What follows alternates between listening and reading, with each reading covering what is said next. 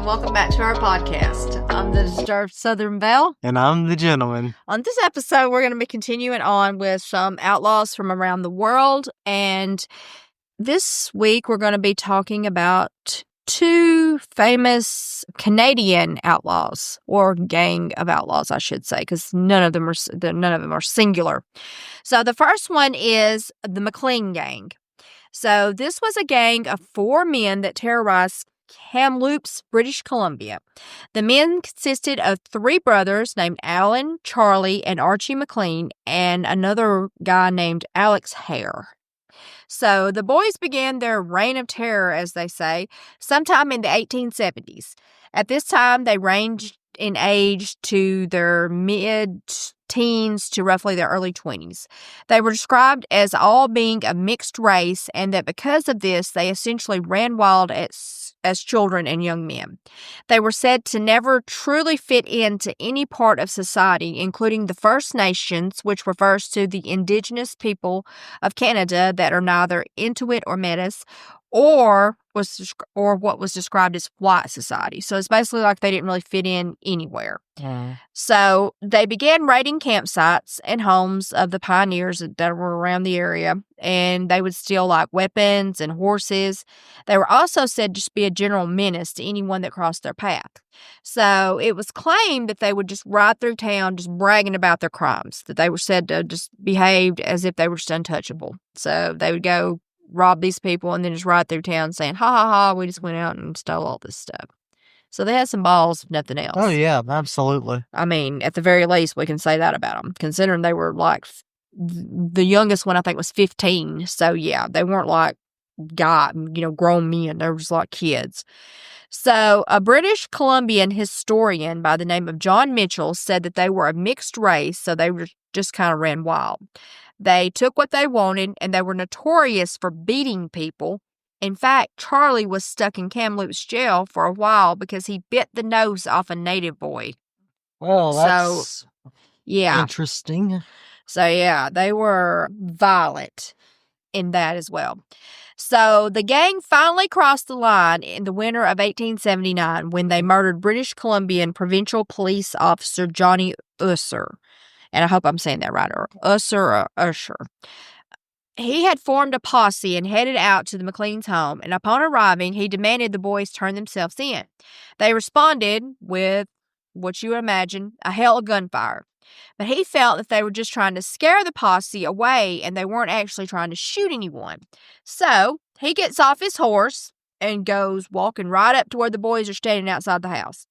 And he tells them again, put their weapons down, just come along peacefully, let's just, get this taken care of. Tells them, go ahead and give themselves up.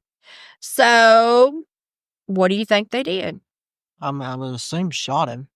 Well, yeah, sort of. First, though, they knocked him to the ground, started kicking him, while one was heard yelling, "Kill the son of a bitch." And then nobody did anything for a few seconds. So, after no reaction from the other boys, 15-year-old Archie pulls out his gun and shot him. And this, I guess, caused the other boys just to kind of fly into a bloodlust, and they all just began just shooting the body, just mutilating it, just unloading on him, every one of them. Children are monsters. Well, they are, but yeah. So anyway, the posse, they take off, they leave. They're like, yeah, I don't think we want no part of this. Now, there weren't that many guys with this initial thing, so I can kind of see why. So there we go. So, what do you think the boys did? So they killed this guy. They just shot him all to pieces. The posse's gone. What do you think they did? I mean, I would assume started bragging about it and didn't try to run away at all. Well, there you go.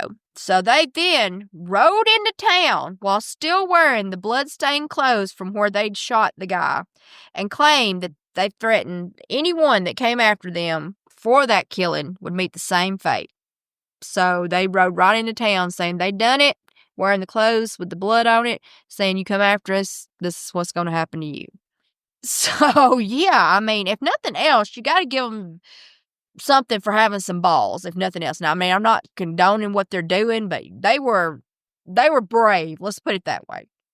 So, soon after the murder, a second posse went after them. Now, this one had 75 men in it, and they were found and surrounded in this cabin near Merritt, in which a days long shootout then took place. So for a few days here, they have this big shootout at this cabin. Now, amazingly, this cabin is still standing, and you can still see the numerous bullet holes riddling in its exterior and interior if you go, to visit it now. So actually, that would kind of be cool to see. Yeah, clear. So they were able to shoot their way through this group of men, killing 2 men in the process. They then tried to talk the Nicola Indian Band into joining into a First Nations uprising against the white settlers in the area. So while this tactic ultimately failed, the British Columbian government took this threat very seriously, as the government just pretty much felt that there was an uprising coming, at any time. So they started kind of gather weapons and everything. So the McLeans were eventually captured and brought to New Westminster, where they were convicted of the murder of Usher, and hanged. Now, Archie, the youngest of the brothers, was only 15 years old at the time and is still one of the youngest people to ever be executed in what would later become Canada, of course. So historian Mitchell, the one that I mentioned earlier, he says that some say that there was a tear coming out of Archie's eye.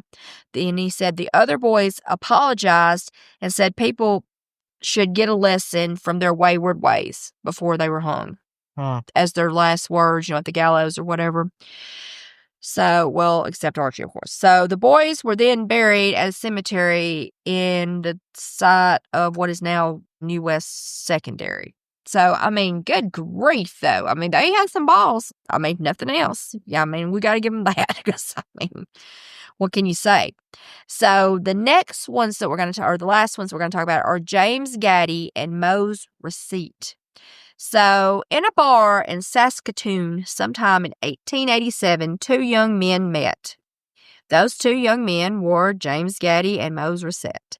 They began drinking and talking about their love of stealing. Like you do when you go out drinking, that's what you talk about. Who just strikes up a conversation? I don't know. How do you initiate that kind of conversation with a complete stranger? I know. I kind of wonder that myself, and I was kind of wondering that when I read it, but I was like, well, okay. So because of this mutual affection for taking things that didn't belong to them, we'll say, this led them to become a duo of horse thieves. Was horse. So they decided to start this venture. They were going to they were actually making big plans here. They were going to go out, they were going to take the world by storm, be these horse thieves. So they got so excited about this upcoming endeavor, they even had their photo made to celebrate. Because of course you do. Right. There was a photographer for some reason in the bar, and they had to celebrate. So they headed out and quickly committed a theft. But the horse they decided to steal was, we'll say, of a person that you did not want to cross. So, oh, God. And his name was Hector McLeish. And it didn't take McLeish and his friend Constable Mathewson long to find the boys. And as they went out towards the house, they found out who they were. So they go out and they find out where they were headed. So they found some people in town who knew who they were, blah, blah, blah. So they tell them that they were heading out towards Mose's house. So they start heading out that way, and they're hiding around, and they find them. So upon finding the boys at the Receipt home, they decided to send word to a posse that they had formed, and they told to stick back, till they went up and scouted ahead because they didn't want to scare them. So they sent word back for this posse, to come with them or come out and help them or whatever. However, while they were waiting, they say that they saw Mose saddling the stolen horse, which led them to believe he was getting ready to flee with the animal. So they say that they saw Mose, but the horse, he was getting ready to leave. I don't know what he was doing. I don't even know, whatever. So this led the men to approach the boy, where they then began to try to arrest him. So unbeknownst to McLeish and Mathewson, though, Recett's father was at the home as well, and he saw the 2 men attempting to arrest his son. He was up in the house, and he was like looking out the back of the house or whatever. So he runs out of the back of the house, and he jumps Mathewson from behind, which allows him to knock the gun from his hand. So James Gaddy soon moseys up during this time where all this is going on, and seeing that they were outnumbered, McLeish tries to let Receipt off for the theft of the horse. So he basically sees, there's Gaddy, there's his dad, there's, Moe's. So there's 3 against 2, and I don't have my gun right now. So, here, he's okay. I'm just going to say, the horse wandered off, blah, blah, blah. We're going to let you go. But Gaddy pulled out his gun and shot him 3 times. As anyway, one does. There you go. So the boys had gone from not only being thieves to now being murderers. So, well, technically, I guess only Gaddy was the murderer, I suppose. Didn't read where Mose actually shot him, but I don't know. Having no other choice for survival, because they knew what would happen if they got caught, they'd be hung or whatever. So they fled the scene. But they forgot one small thing. The photograph they had taken to celebrate their new business venture. So the photographer that had taken the photo the night before in the bar had also kept a copy. And so he gives it out to the cops and whatever, and the next day their faces were plastered all over the country with a $500 bounty on their heads, which back in those days would have been a pretty good bit of money, because this was like in the late 1800s. So they were finally caught and hanged in 1888. And in a biography of the judge for the boys' trial, Chief Justice Edward Ludlow Wetmore, that was published in the Canadian Bar Review, a colleague of the Wetmores, stated that the fate of the 2 convicted men was an example which compelled a new attitude towards life and the law. So, craziness. Oh, absolutely. And I wanted to mention them because, they were outlaws, but very short-lived outlaws. So that's probably the quickest outlaws I've ever heard of. Really, from what you get out of it, they pretty much go out, do a theft, and immediately just everything goes crazy. So kind of funny in that, just how nuts everything went and how quickly.